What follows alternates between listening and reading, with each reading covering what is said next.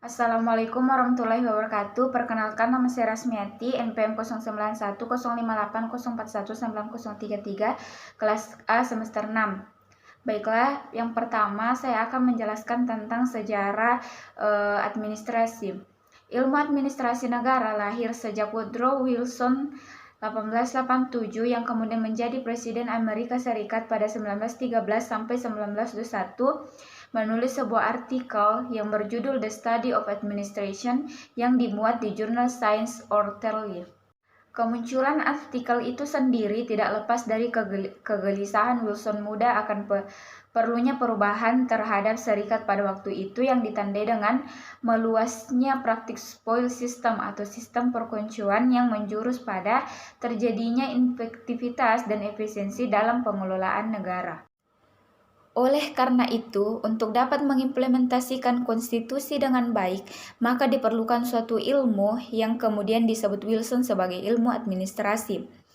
Ilmu oleh Wilson disebut ilmu administrasi menekankan dua hal, yaitu perlunya efisiensi dalam mengelola pemerintahan dan perlunya menerapkan merit system dengan memisahkan urusan politik dari urusan pelayanan publik agar pemerintahan dapat dikelola secara efektif dan efisien. Wilson juga menganjurkan diadopsinya prinsip-prinsip yang diterapkan oleh organisasi bisnis, yaitu the file of administration is the file of business.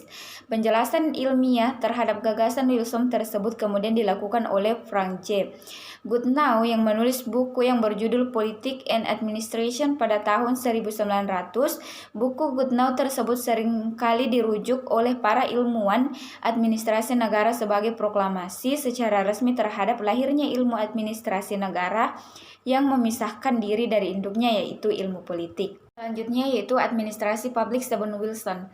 Pemikiran Konfusius yaitu Plato, Aristoteles, Marsifal, Montesquieu, Rousseau, Bonin, Hegel, Vivien, dan Mill sudah mengenal administrasi publik, di mana salah satu prinsip yang disampaikan pelayanan publik harus memiliki moralitas yang baik, yaitu pihak yang memerintah harus memberi contoh yang baik pada pihak yang diperintah. Adapun yang pertama yaitu Plato, The Laws, yaitu masa Yunani kuno membagi administrasi ke dalam 3 cabang, yaitu pengawas kota, pengawas agora, dan pengawas tempat ibadah, serta menggambarkan tugas dan kewajiban bagaimana menentukan jumlah serta proses seleksinya. Yang kedua yaitu Aristoteles atau Politik on Athenian Constitution, menambahkan satu jenis pengawasan lagi, pengawas daerah pedalaman. Adapun menurut Machiavelli, The Prince, administrasi sebagai pelayanan publik yang membantu negara. Menurut Montesquieu, The Spirit of Laws, administrasi sistem regulasi dalam penerapan hukum melalui pedoman-pedoman operasional. Selanjutnya, menurut Rousseau, The Social Contract, bahwa kegiatan negara semakin besar beban administrasi akan menjadi besar dalam mendukung berlangsungnya negara. Kemudian, Vivien, Etudes Administratif, ada dikotomi antara administrasi dan politik.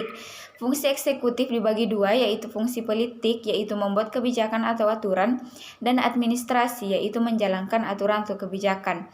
Dan yang terakhir, menurut Hegel, The Philosophy of Rights, administrasi sebagai pelayanan publik, fungsi sebagai buffer dalam melawan tirani. Yang ketiga yaitu pengaruh ilmu pengetahuan dan teknologi.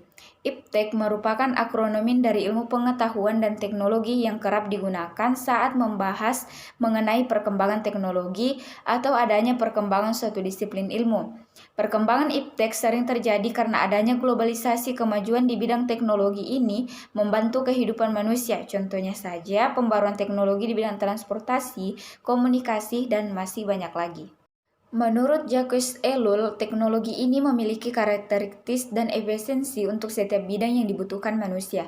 Secara umum, IPTEK adalah ilmu pengetahuan yang mempelajari keterampilan untuk menciptakan alat sampai metode pengolahan, sehingga keberadaan IPTEK ini dapat membantu pekerjaan manusia.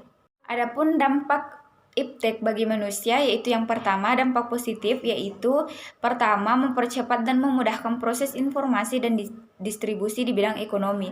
Yang kedua, dapat meningkatkan produksi, dan yang ketiga, memberikan manfaat dan kemudahan untuk manusia, dan yang keempat, menambahkan ilmu pengetahuan. Yang terakhir yaitu dampak negatif bagi manusia, yang itu yang pertama, satu, maraknya tindak kejahatan di bidang teknologi, contohnya cybercrime. Yang kedua, penyebaran berita bohong atau hoaks yang semakin mudah. Dan yang ketiga, semakin berkurangnya budaya tradisional.